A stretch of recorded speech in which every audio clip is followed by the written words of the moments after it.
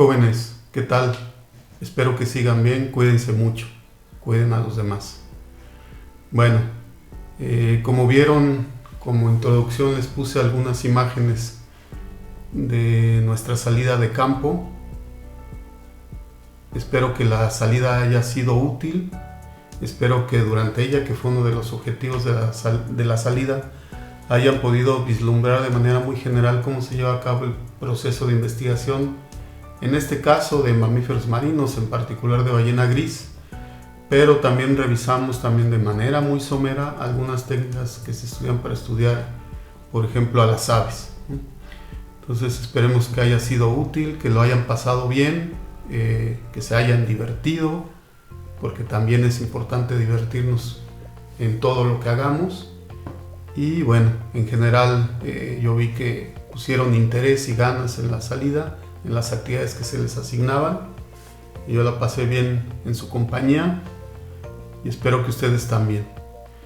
Y bueno, quizás sería bueno tener algunas fotografías que ustedes puedan seleccionar de las fotografías que tomaron, y puedo hacer un pequeño álbum, un pequeño clip así como el que hice, con otro estilo si quieren o como quieran. Eso sería bueno para tenerlo como memoria del curso y sobre todo de nuestra salida de campo. Bueno, entonces vamos a continuar. Esta será la última parte de la clase de aves, de las clases de aves. Acá les voy a hablar ya del grupo en particular de aves marinas, y posteriormente les voy a dar así de manera muy breve dos temas sobre ecología reproductiva y ecología en general de las aves. Y ya después el tema lo vamos a complementar con algunas otras exposiciones de artículos de sus compañeros que ya están programadas, quizá un par o tres más que les voy a dejar de tarea para después de Semana Santa, para que no se quejen, y finalmente con algún pequeño ensayo que les voy a dejar por equipos. Bueno, espero que estén bien y sin más, empezamos.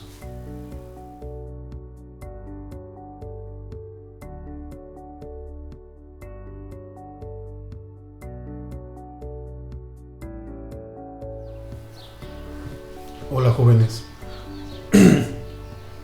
Bueno, como vieron, vamos entonces a continuar con la clase de aves marinas, y qué mejores representantes de las aves marinas que los pingüinos. Como ya hemos comentado, pues son las aves que están mejor adaptadas al medio marino y ya se desplazan solamente en tierra o en el mar, ya no vuelan, perdieron la capacidad de volar por la modificación de sus alas para convertirlas en las aletas para desplazarse en el medio acuático.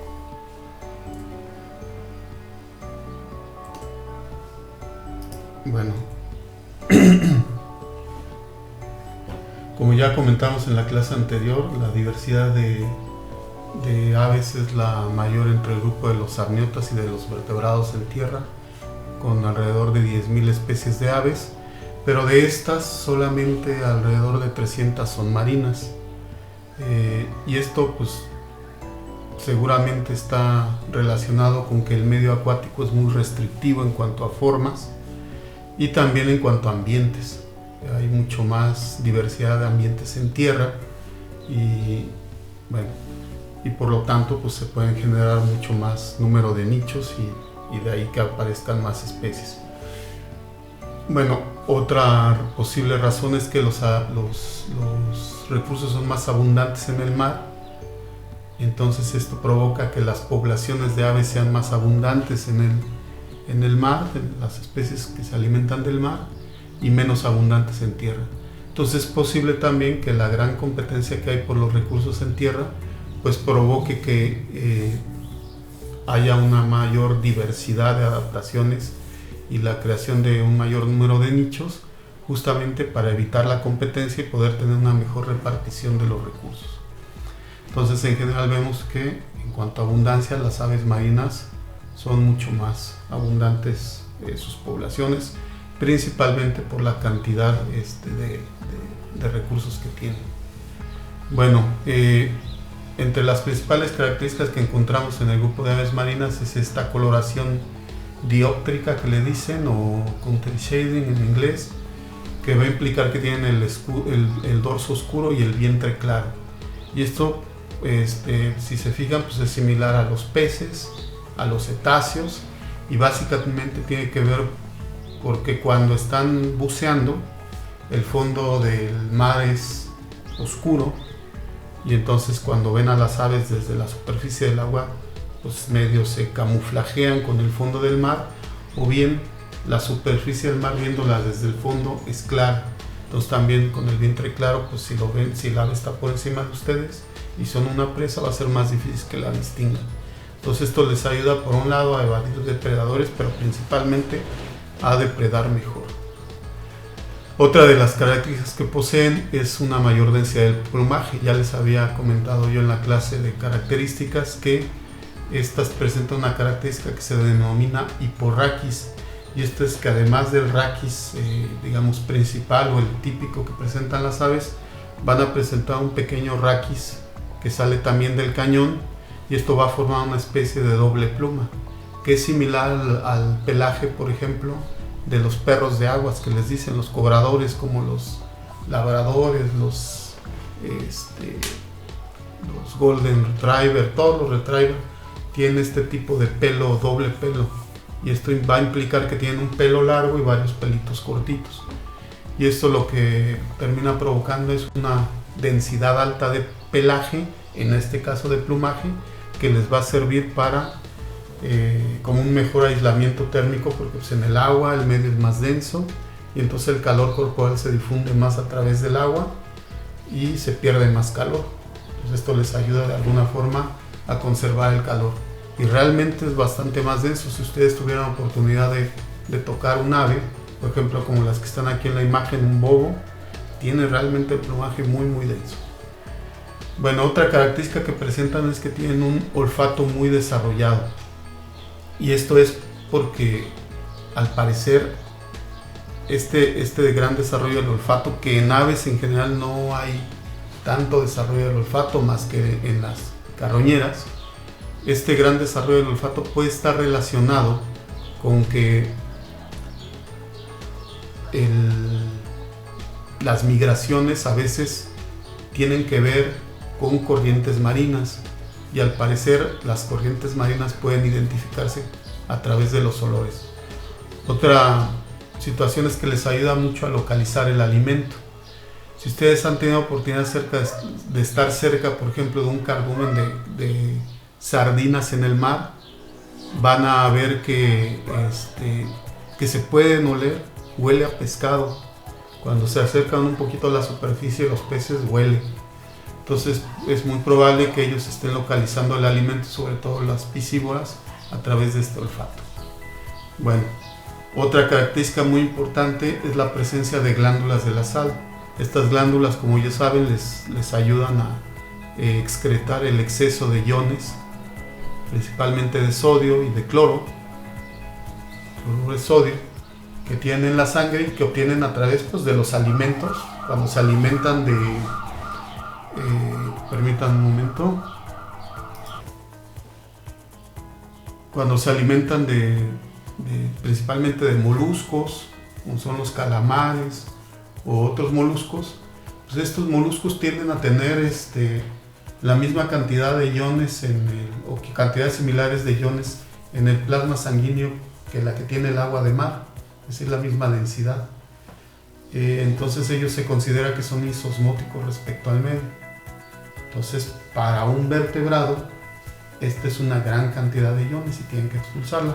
Además que, por supuesto, en el proceso de buceo y de alimentación, pues llegan a dar tragos de agua junto con el alimento, de agua salada. Entonces tienen que estar eliminando el exceso de sal, y lo hacen a través de estas glándulas que son específicas para eso. Normalmente las aves se ubican en las fosas nasales, parecido a lo que sucede con iguanas, ¿no? Bueno, tienen las patas palmeadas, no todas, pero la gran mayoría, sobre todo las buceadoras, van a tener las membranas interdigitales de las patas completamente formadas, como se puede ver aquí. Pero aquí hay una gran variedad, y ya Carlos les prepararon un material para que revisen esto. En realidad hay diversos diversos tipos de membranas interdigitales. Hay totipalmeadas, semipalmeadas, lobuladas, etc., ¿no? Entonces ya eso lo revisarán con Carlos posteriormente. Son de hábitos pelágicos en general, aunque hay una buena cantidad de aves, ya vimos, de hecho la mayoría tienen hábitos costeros, pero pueden tener hábitos pelágicos. Los albatroces, los petreles, pues básicamente viven en el mar abierto. Y entonces, en general, las aves marinas como tal, con excepción de los playeros, van a tener estancias en tierra bastante cortas, en realidad, y es únicamente con fines de reproducción. De descanso también, pero principalmente de reproducción, porque ellas bien pueden descansar en el agua y demás. Y de crianza, por supuesto, de las crías. Entonces, a partir de esto, es común que las aves presenten fidelidad al sitio y que la estrategia de reproducción sea monogámica.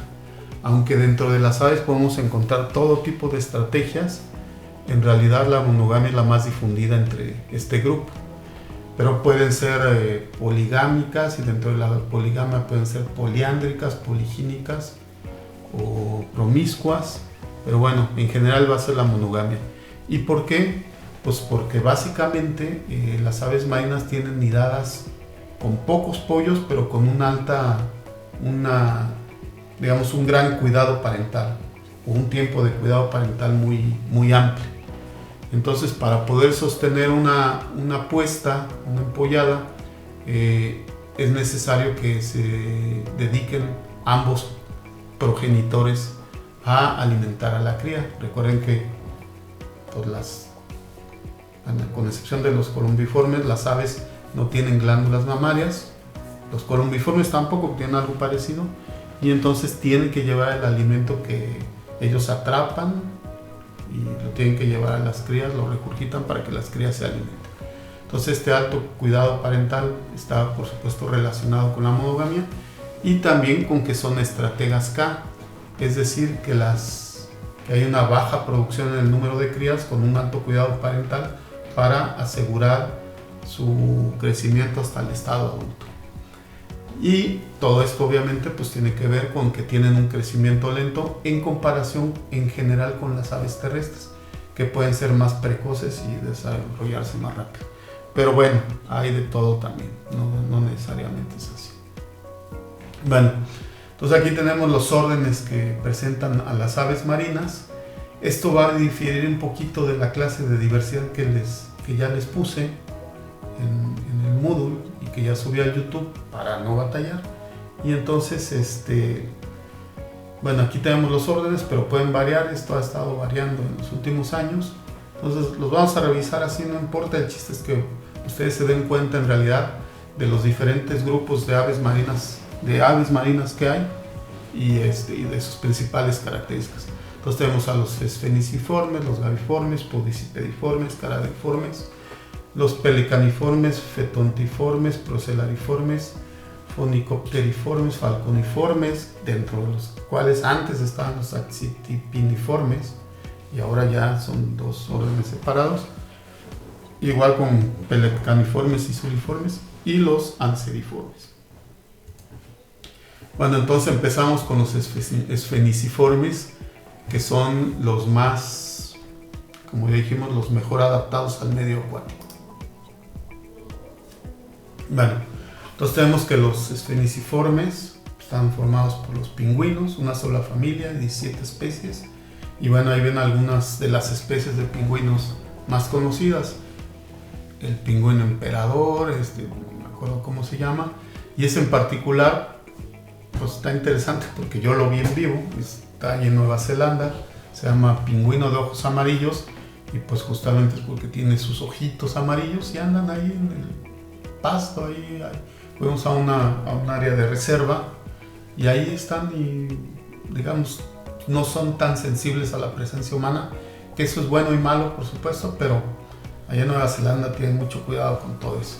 Así se ven acostaditos y así se ve el turista que fue a verlos, soy yo, y andaba enfermo, pues andaba súper tapado, además hacía frío ahí. Y bueno, esta es otra especie de pingüino que está en esa misma área de reserva, que se llama pingüino azul. Estos son realmente pequeñitos y viven como en madrigueras. Y si se fijan, esta madriguera pues no es natural, es hecha por los humanos de madera, pero ahí se la pasan encerraditos.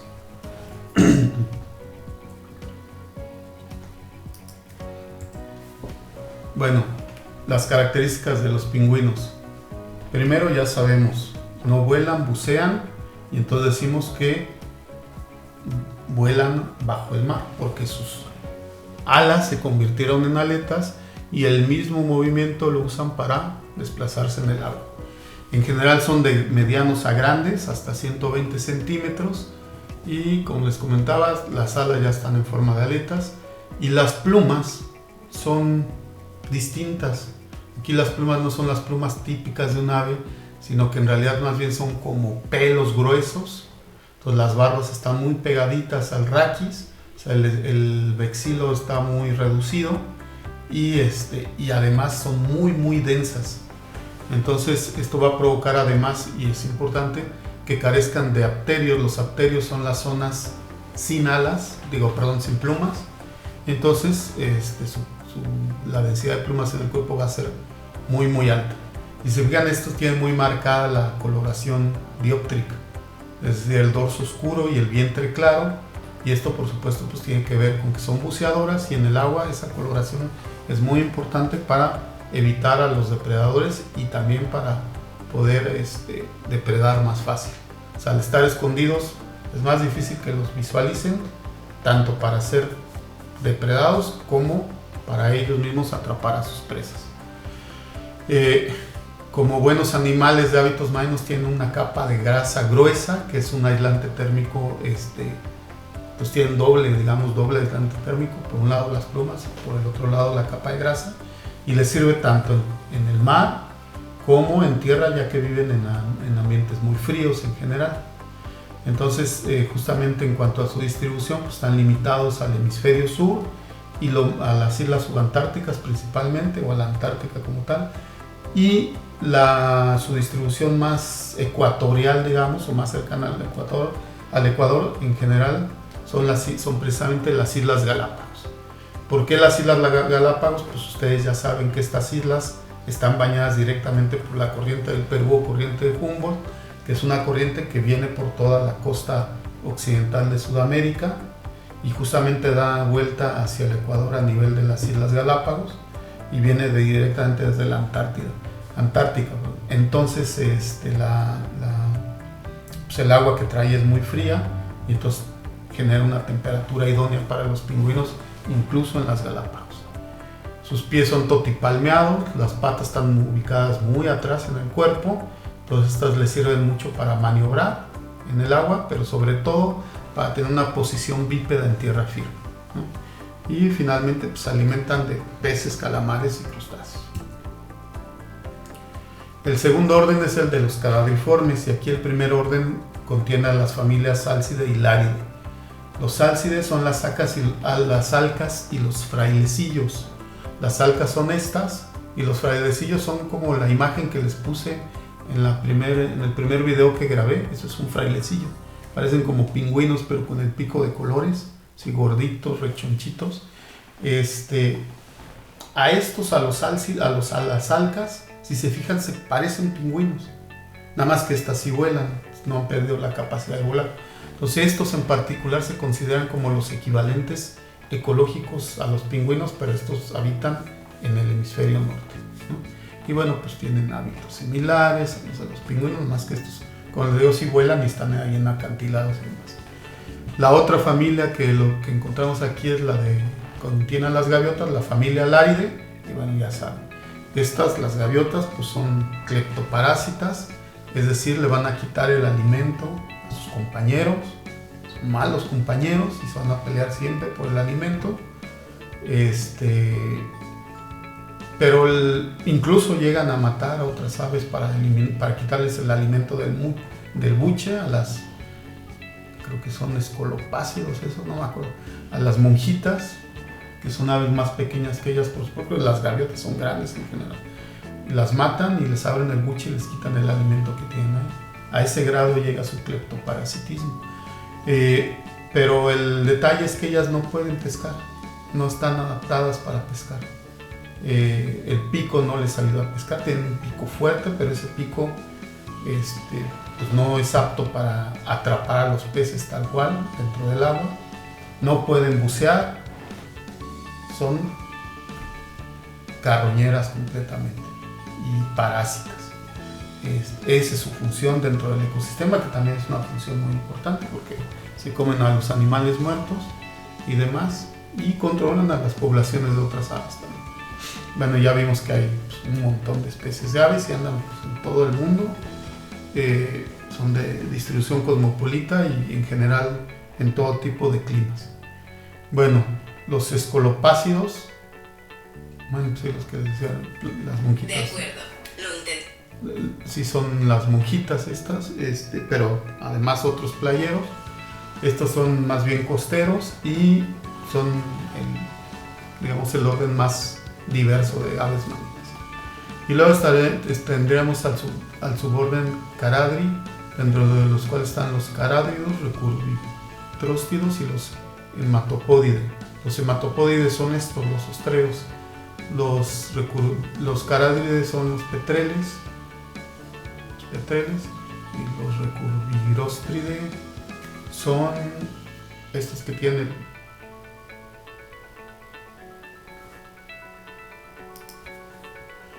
son estos que tienen el pico recurvado, de ahí el nombre de la familia, que incluye a las abucetas, ¿se acuerdan? Los vimos ahí en la laguna.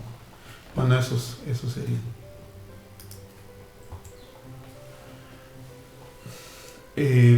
Entonces va a ser, por lo tanto, el orden Caradriforme es el orden más diverso y bueno, incluye aves vadeadoras, nadadoras o buceadoras.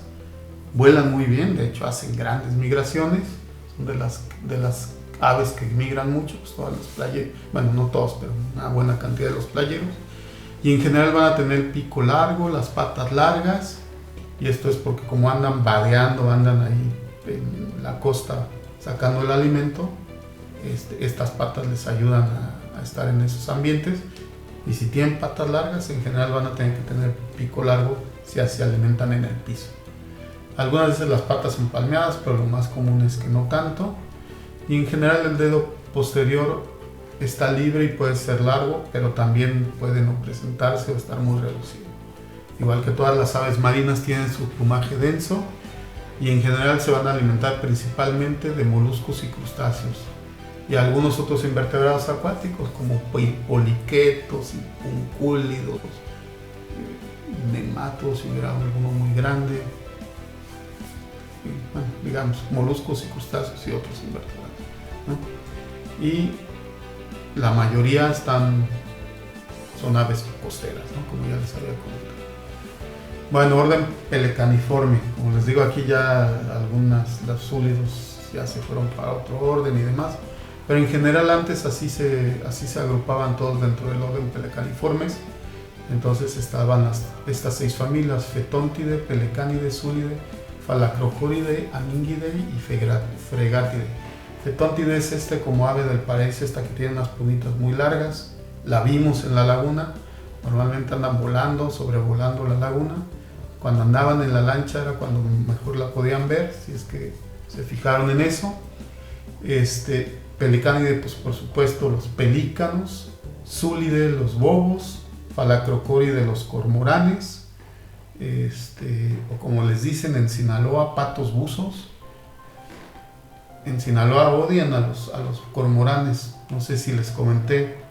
Yo trabajé en un cultivo de camarón allá, en un cultivo ya en forma, en una granja camaronera tal cual. Y realmente provocan mucha merma en los cultivos de camarón. Imagínense, un estanque repleto de camarones, pues van ahí y se dan abasto. Entonces, ahí usan muchas estrategias para controlar esto, pero básicamente es espantarlos. Desde gritarles hasta lanzarles cohetes o incluso a veces hasta matarlos, ya cuando está muy grave el asunto.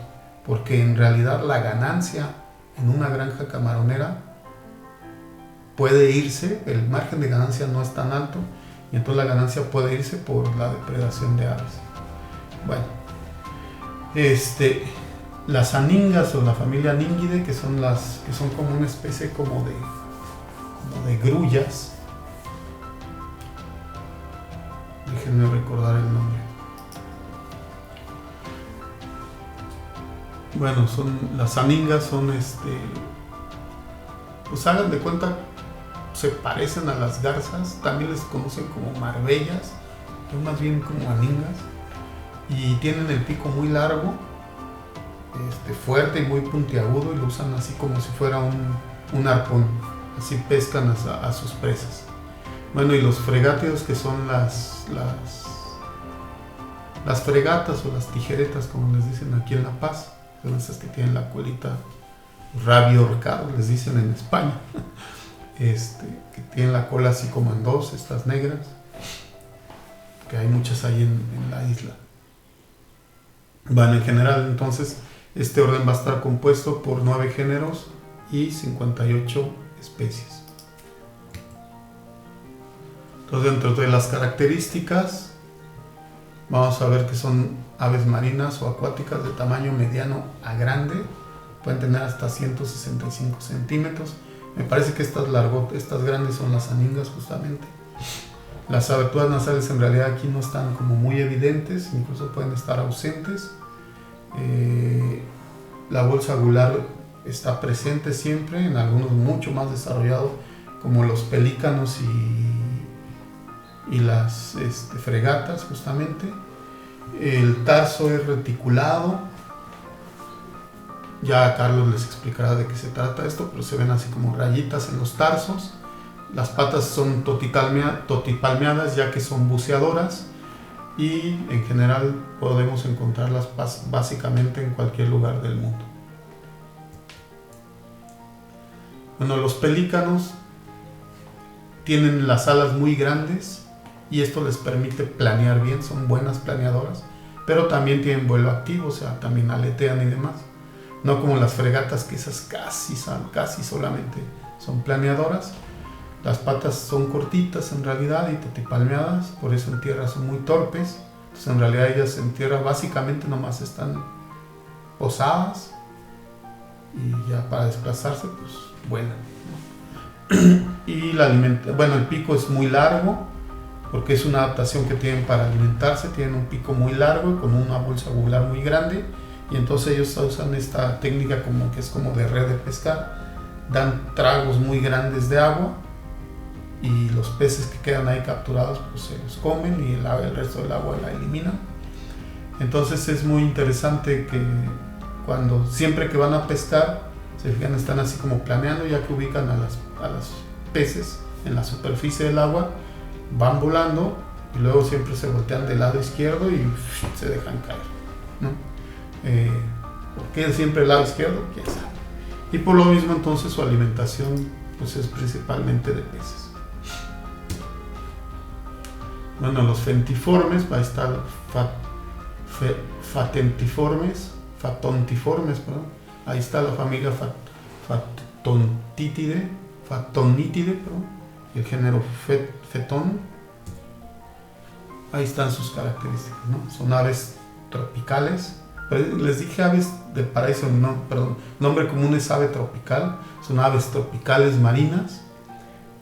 Tienen como característica principal estas dos colitas o estas plumas que se alargan mucho, principalmente en la época de reproducción, totipalmeadas, el plumaje básicamente blanco y las patas están detrás de la mitad del cuerpo. Se alimentan de peces y cefalópodos y son, por supuesto, como su nombre lo indica, de distribución tropical. Bueno, los suiformes en realidad, se fijan aquí, ya dice orden, no familia, que ya los ubican dentro de un orden. Entonces aquí están los súlidos, fregátidos, falacrocóvidos y aníngidos. Entonces aquí están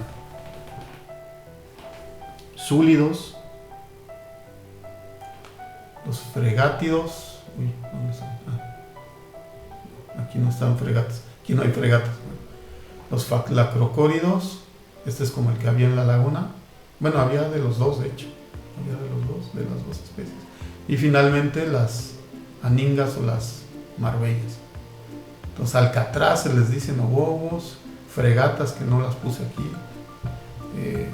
los cormoranes o patos buzos y las aningas o marruellas.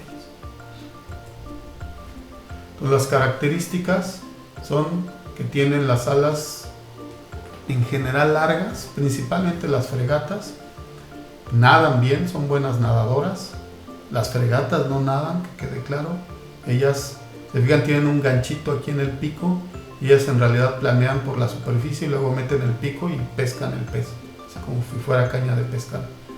Es más, si se caen al agua ya no se pueden levantar. Ellas tienen que estar en alto. Por el tamaño de sus alas no las pueden mover así para levantar el vuelo. En general tienen el pico alargado.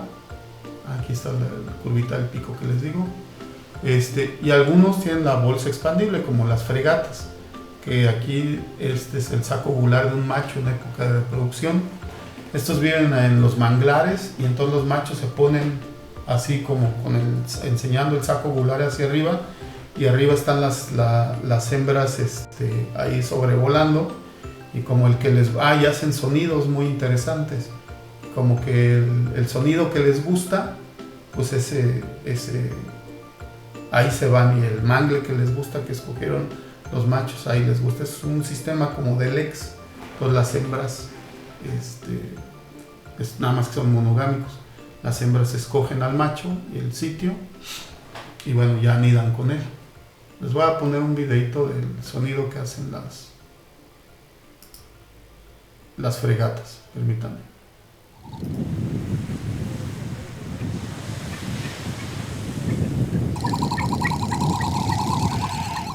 But it is a privilege to come right here because it is a fantastic number of birds and frigates.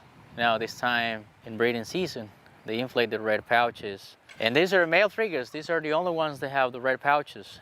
Besides the fact that these birds are nesting right now, an incredible fact that happens in very few places around the world is that you can come very close to them without making them go away and fly away. They just stay right there and pose for you, and that's probably one of the most incredible experiences that you can have.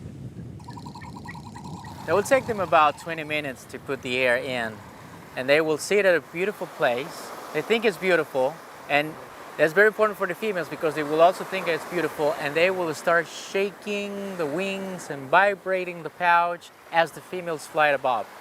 If they're convinced they like that one, they're gonna come down, and that male is gonna do his best to keep her right there.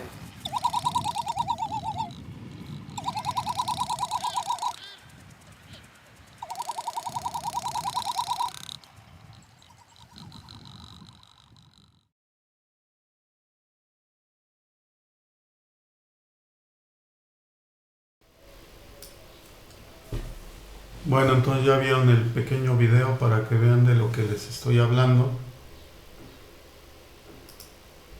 Bueno, continuamos entonces.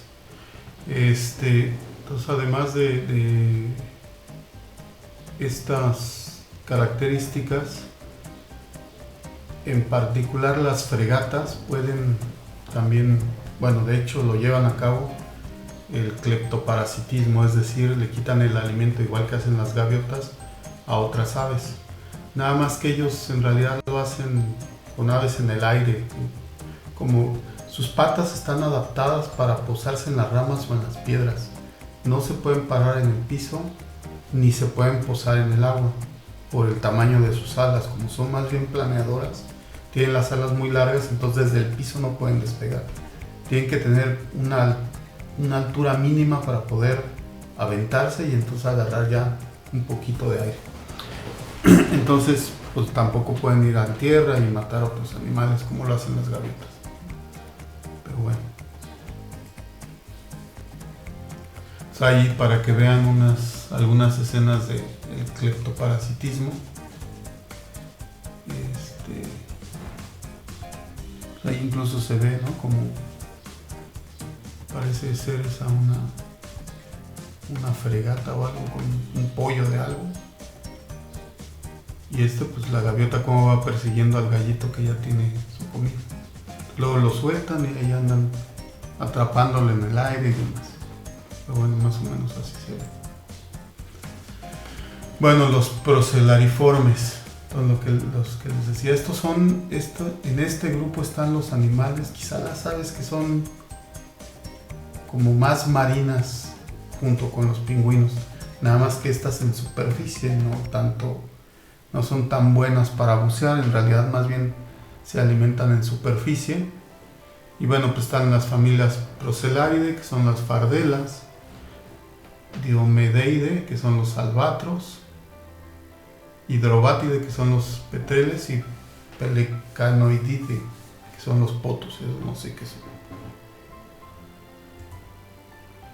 Entonces, dentro de las características, la mayor parte de su vida entonces la pasan lejos de las costas, de hecho, de mar adentro, a miles de kilómetros.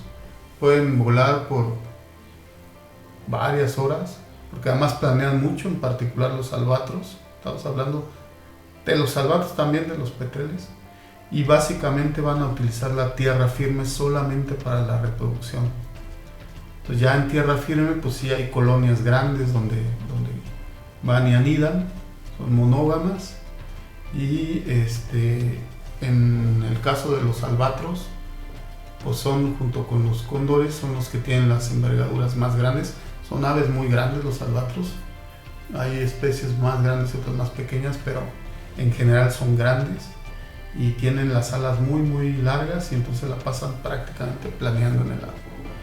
Se alimentan en superficie de peces y calamares, y algunos incluso de cría.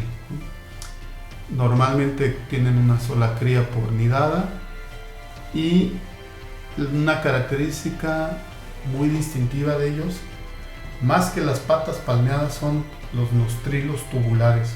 O sea, ustedes pueden ver por encima del pico cómo se le ven como unos tubitos, que son los que dan lugar, o los orificios, digamos, externos de las fosas nasales. Entonces eso los distingue muy bien.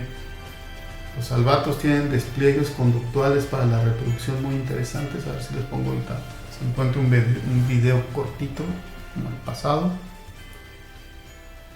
Y bueno, a ver, déjenme entonces buscar el video.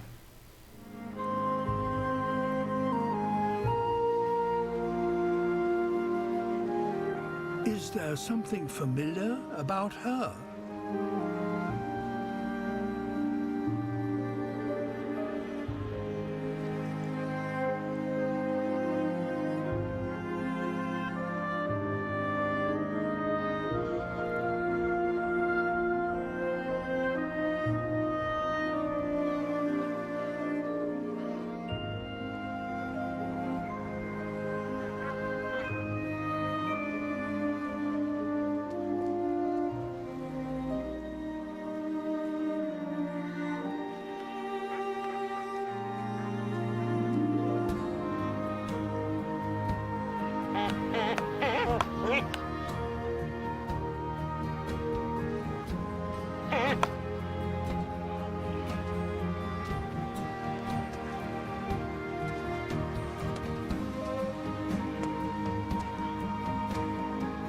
Recognition.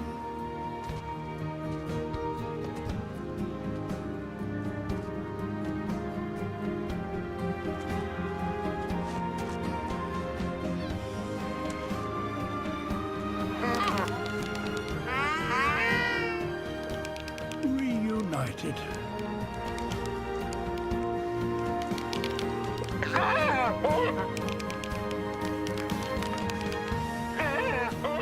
And they can resume their long-standing relationship.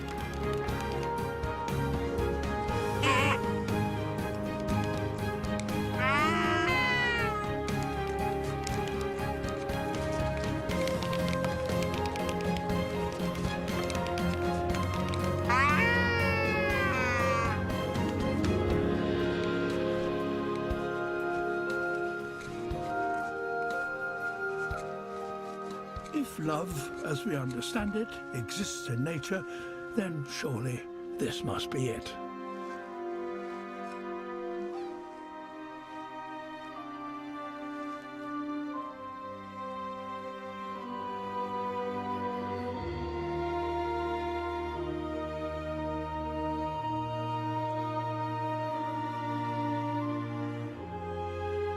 Their lifelong bond will help them face the final chapter of life's story together.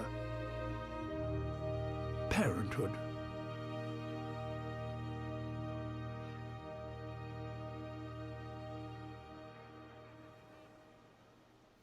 Bueno, como vieron el video, pues está interesante, ¿no? La forma en que hacen todos sus despliegues conductuales los albatroces para la reproducción.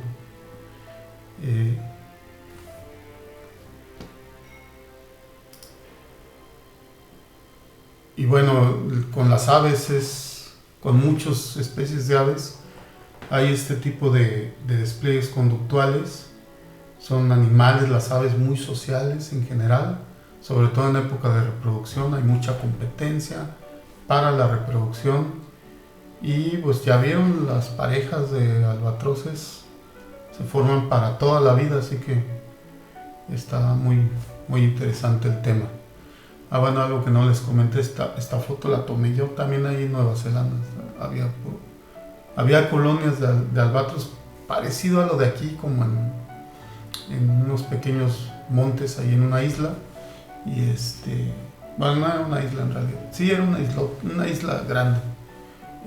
Y sí, los albatros vivían así en zonas como escarpadas para poder tomar el aire de nuevo, ¿no?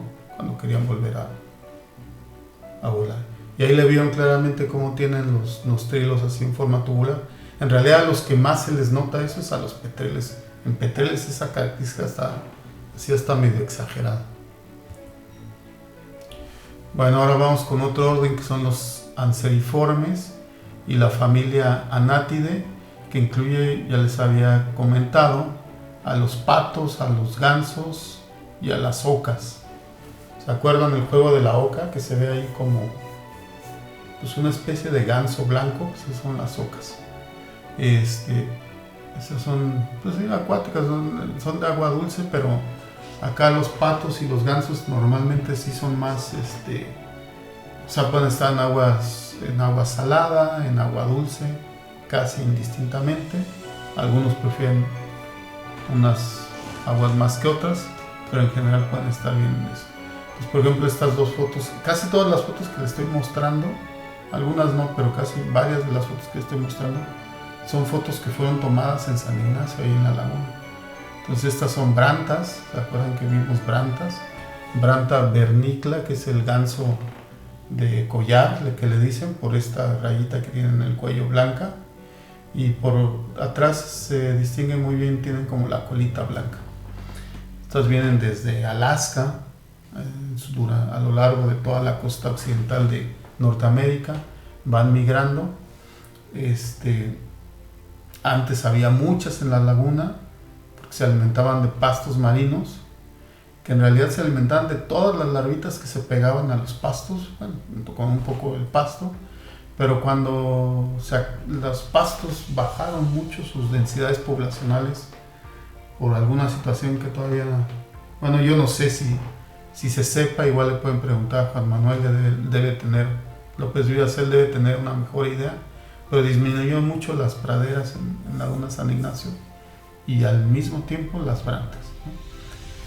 Y en la otra foto vemos al pato de nuca blanca, que en inglés se les conoce como surf squirrel, y bueno, pues en español la nuca blanca, pues nuquita, ¿no? Que este es el macho. La hembra más bien tiende a ser cafecita y no tiene estos colores. Bueno, entonces son acuáticas, son buenas nadadoras, tienen sus patas palmeadas, y el pico, que es quizá la principal característica de estos, es ancho y aplanado, y dentro tiene toda una serie de lamelas que es con la que filtran el agua para comerse los animalitos que andan ahí, los pequeños invertebrados que andan ahí en el agua. Entonces pues se alimentan de vegetales, pero principalmente de pequeños crustáceos y moluscos, y normalmente son migratorios. Los podicipediformes, que se les conoce como somormujos o zambullidores, pues como su nombre lo indica, están así en la superficie y de repente se desaparecen. y pueden estar un buen rato bajo el agua, bucean bajo el agua y demás, y luego salen a la superficie. Esta foto fue tomada ahí en la laguna, hay varias fotos de zambullidores ahí en la laguna, esta no. Y dentro de sus características es que son acuáticas, parecen como patos chiquitos, sobre todo de lejos, tienen, si se fijan, como la misma postura, la misma forma, tienden a ser de medianos pero más bien pequeños, a diferencia de los patos prácticamente no tienen cola y tienen las patas lobuladas, no palmeadas o cotipalmeadas, que eso quiere decir que alrededor de los dedos tienen unos lobulitos de piel. Bueno, Carlos ya les va a explicar sobre eso. El pico es muy delgado y muy puntiagudo, eso quiere decir que seguramente son principalmente piscívoros, pero también se pueden alimentar de invertebrados, ¿no? Y las patas están ubicadas muy detrás del cuerpo, de manera que estos ya en tierra son bastante inútiles para desplazarse y prácticamente no salen a tierra, o muy cerquita de la costa pueden anidar, y ya en tierra se arrastran así como las focas, como los gusanos, ¿no? Y bueno, se ayudan por supuesto con las patitas a impulsarse, pero en realidad son bastante torpes en tierra firme y básicamente pasan la mayor parte del tiempo en el agua. Si hay alguna estructura, digamos, en medio del lago o del agua donde están, ahí pueden construir su nido y ya no se acercan a la costa. ¿Cuál es la ventaja de esto? Pues que los mamíferos depredadores ya no los pueden alcanzar, ni los nidos, ni a los pollos, ni a ellos, por supuesto. Bueno, los fonicopteriformes, son los flamingos y no flamencos. El nombre es flamingo. Los flamencos son de una región allá de España y no sé qué. Los flamingos, que en realidad pues acá no hay, pero esos en el sureste hay bastantes. Y bueno, son vadeadores, tienen el cuello y las patas muy muy largos. El pico es muy distintivo, son los únicos que presentan un pico similar, un pico como que es doblado hacia abajo a partir de la mitad y con un borde cerrado, y con ese pico y así como de cabeza es que van filtrando el alimento y se alimentan de los pequeños invertebrados que encuentran ahí en el agua. El plumaje tiene tonos entre rosas y naranjas, dependiendo de la región, y el alimento principalmente. Algunos son más rosados, otros más anaranjados. Las patas son palmeadas y comen algas y pequeños invertebrados. Bueno, los acipitriformes,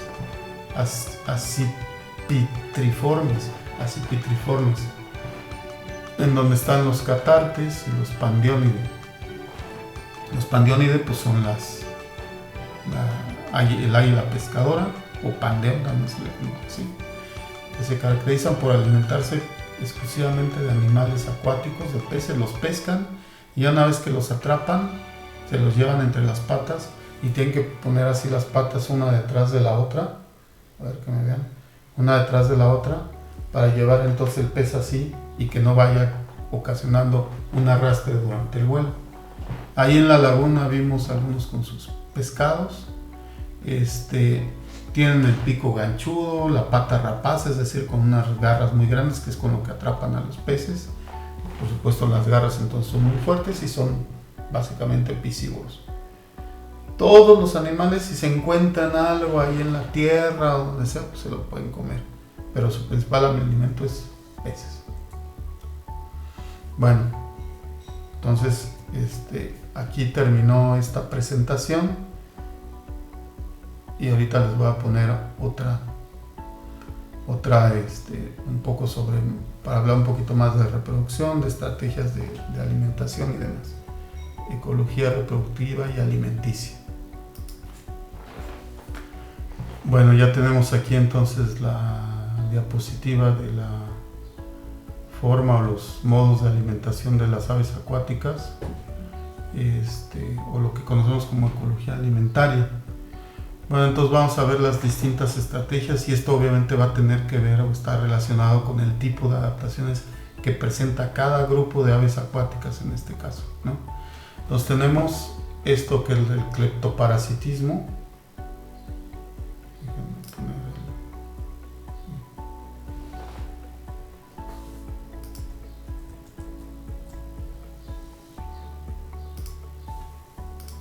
Entonces el cleptoparasitismo se puede observar aquí, que es cuando las aves, ya lo habíamos comentado, pues atacan a otra ave para quitarle el alimento. También las que se alimentan de otras aves y pues las persiguen en el aire. Entonces todo esto sería en el aire, no en el agua, ¿no? De aquí vamos a ver básicamente en esta primer parte vamos a ver la alimentación en superficie y después la alimentación ya en superficie, pero con buceo o el buceo ya como tal, ¿no? Entonces, superficie, podemos ver que el ave, como les comentaba, si se fijan, esta es una fregata, puede ir cerca de la superficie y de repente, sin tocar el agua más que con el pico, tomar el pez que está ahí en superficie. Pues puede ser así o incluso un poquito por debajo de la superficie, que metan toda la cabeza. Esas ya serían otras aves, no necesariamente las fregatas. Otra sería que van hasta medio pateando el agua, pues es dipping, y ahí atrapan el pez. Esto es típico de los petreles, por ejemplo. Se pueden acercar mucho al agua y ahí atrapar Esto lo que pasa es que bajan y suben, ¿no? Y estos, los de dipping, pues pueden ir así sobre el agua, básicamente sobre la superficie del agua, pero en realidad volando todavía. Están los rayadores, que tienen el pico, digamos, la mandíbula más larga que la maxila, y entonces se van volando sobre la superficie y van rayando el agua, por eso se llaman rayadores. Van con la mandíbula abierta y van tocando el agua, y cuando sienten una presa le cierran y la atrapan, ¿no? Otros, como los petreles de tormenta, que van pateando el agua, y luego eso hace que algunos pequeños invertebrados como que salten con la salpicadura y ahí los van atrapando. El hidroplaneo, que es van sobre las olas volando, los petreles de tormenta sobre todo y parecidos, van sobre las olas. Entonces cuando las olas chocan y salpican el agua, pues ahí salen algunos animalitos que nosotros no vemos, y esos son los que aprovechan estos para alimentarse. El filtrado en superficie, como el de los patos, y por supuesto los carroñeros, como las gaviotas, ¿no? Y después aquí ya entraríamos a los que están ahí en superficie y de ahí toman el alimento, o los que se avientan desde lo alto y hacen buceos. Algunos los hacen más cortos, otros más largos, otros mucho más largos, pero básicamente llevan el impulso que viene desde el aire, y entonces en realidad no llegan a bucear todos. O hay algunos, como por ejemplo los cormoranes, incluso los patos buzos, que se meten y hacen persecuciones buceando. Es decir, se meten y luego con las mismas alas siguen volando y empiezan a perseguir a las presas debajo del agua. O sea, aprovechan el impulso, pero además se ayudan bajo el agua ya con las alas y con las patas para desplazarse y perseguir a las presas. Y finalmente pues sería el buceo puro, que es como el de los pingüinos, ¿no? Que pueden alimentarse de presas en la columna de agua o incluso en el fondo del agua. Aquí había un video que era bueno verlo en clase, sobre las estrategias de alimentación de las aves marinas, y se ven, hay varios. Voy a buscar a ver si encuentro alguna escenita para ponérselas. In summer, the sardines are a long way out to sea. The birds fly hundreds of miles in search of a meal.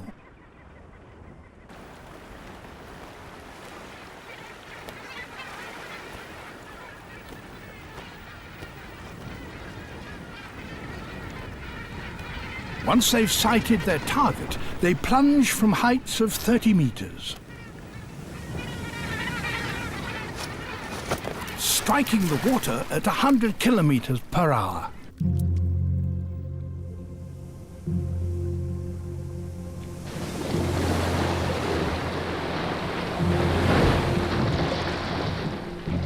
Every dive subjects them to enormous forces.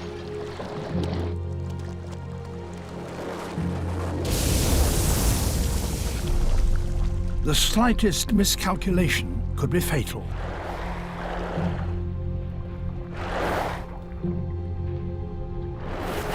Gannets dive no deeper than 10 meters, so once again they rely on the dolphins to keep their prey near the surface. But with so much traffic, there's always the danger of a collision.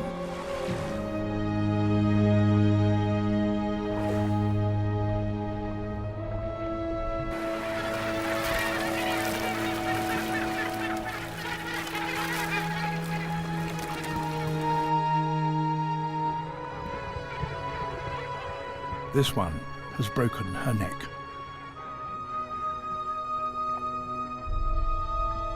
Her death will mean that back on the colony, her chick will probably starve.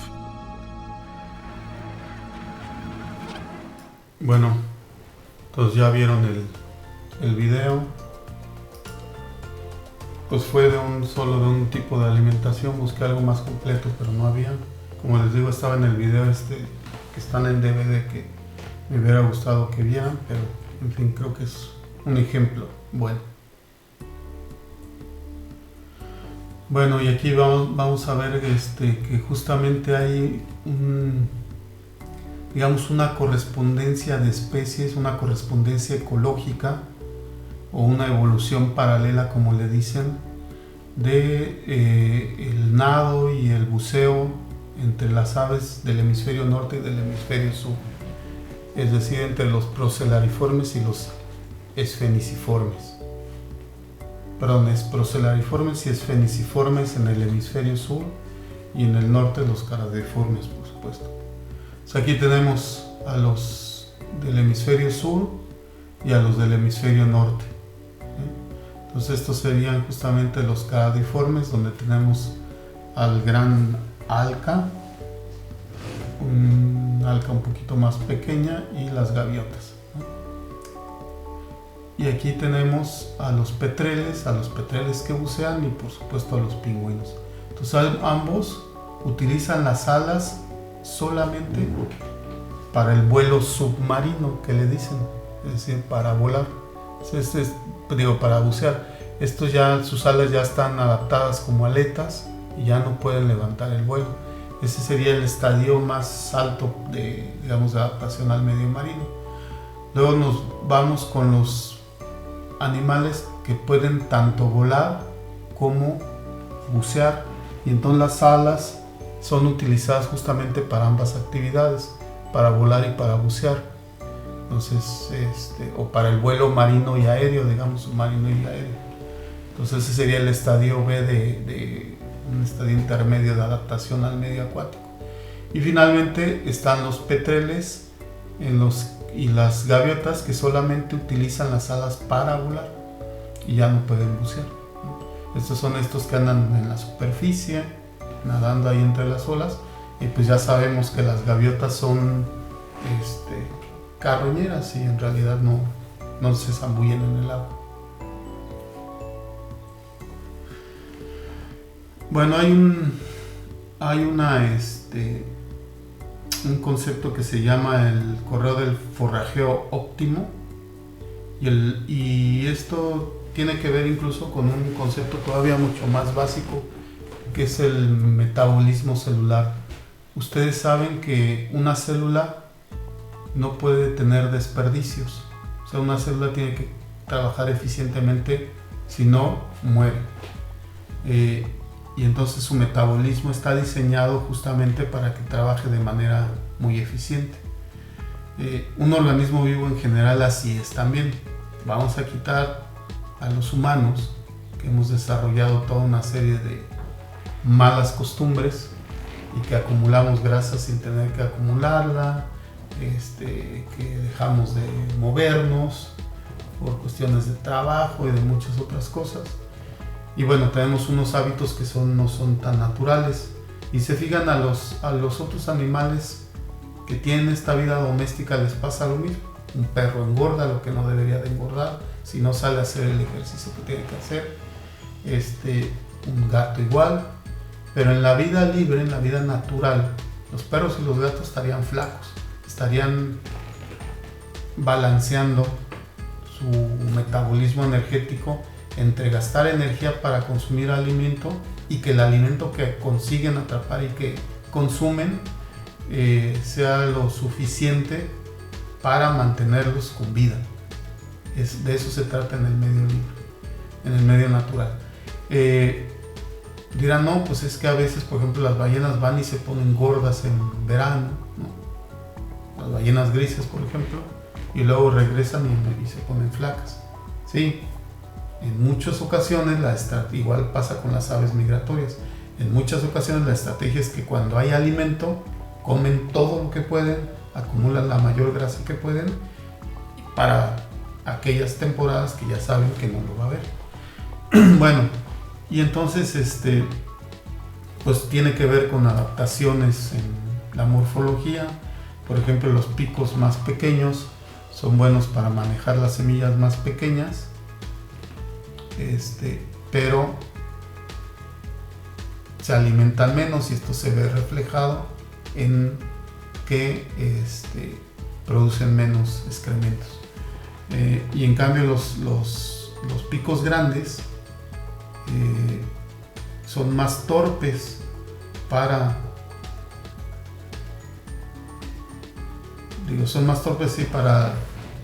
son semillas duras y blandas, ¿no? Son más torpes para manejar las semillas duras, pero son mejores para las blandas. Y eso se ve como les digo, aquí es el tiempo que se tardan en manejarlo, y aquí es el porcentaje de copros. Entonces, generalmente, bueno, con semillas largas, los animales de pico largo son, era al revés. Entonces, los de pico largo son mejores para las semillas largas, los de picos grandes o más fuerte para las semillas duras, entonces los comen mejor, entonces tardan menos tiempo en el manipuleo y producen más copros. Y los por supuesto, de picos más pequeños, pues manejan en menos tiempo las semillas blandas y producen mayor cantidad de copros.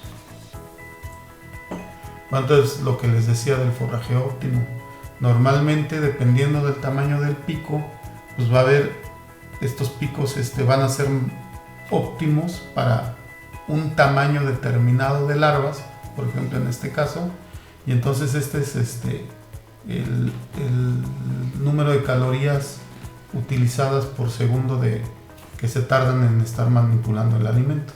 Entonces siempre va a haber un óptimo, que sería en unas larvas entre 7 y 8 milímetros. Si son más pequeñas, pues les cuesta más trabajo manejarlas. Si son más grandes, también. Entonces, aquí hay justamente el teoreo del valor óptimo, del valor marginal para el forrajeo óptimo.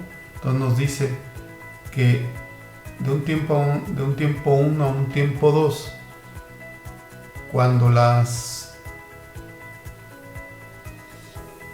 cuando hay baja densidad de presas, al animal le conviene mejor irse a otro sitio donde la densidad es mayor. Esto se ve muy bien, por ejemplo, con las ballenas azules.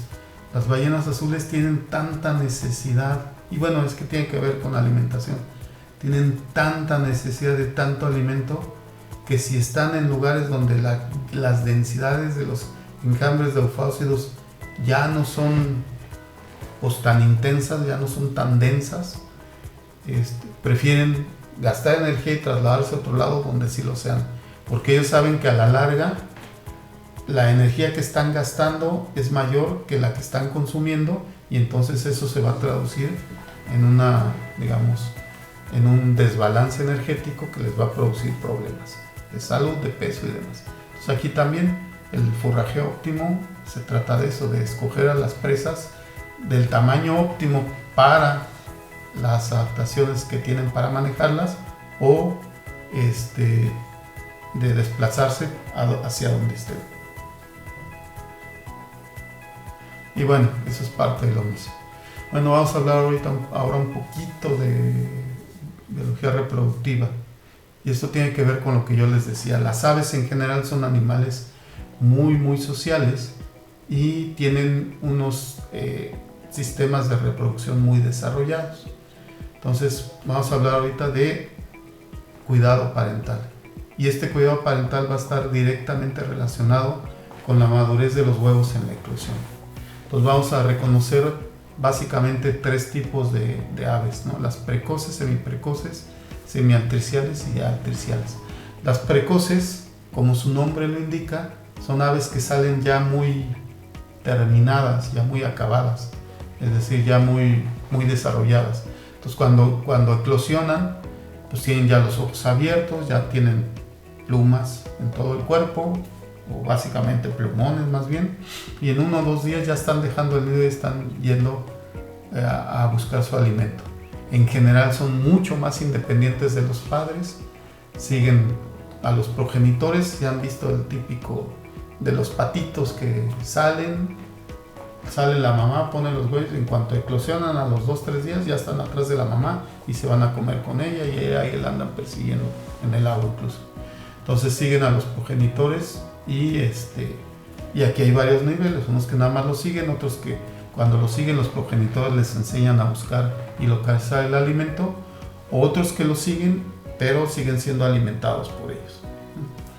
Estarían entonces las aves semiprecoces, que están desarrolladas pero no tanto. Entonces cuando eclosionan tienen los ojos abiertos, tienen solamente plumones, no tienen todavía plumas, y si bien son ya capaces de caminar, permanecen en el nido y son alimentados por un tiempo por los progenitores. Bueno, seguirían los semialtriciales, que están cubiertos de plumones, no pueden dejar el nido y tienen que ser forzosamente alimentados por los padres. Y en estos hay los que nacen ya con los ojos abiertos, o hay quienes eclosionan con los ojos cerrados, pero a los días los abren, ¿no?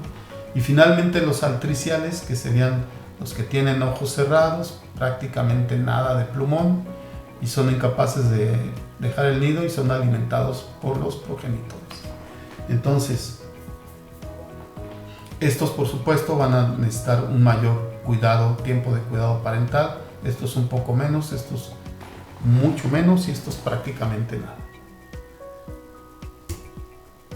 Y obviamente la cantidad de vitelo en el huevo, que es lo que alimenta en realidad al embrión para su desarrollo, pues va a estar directamente relacionado con el hecho de que sean precoces o altriciales.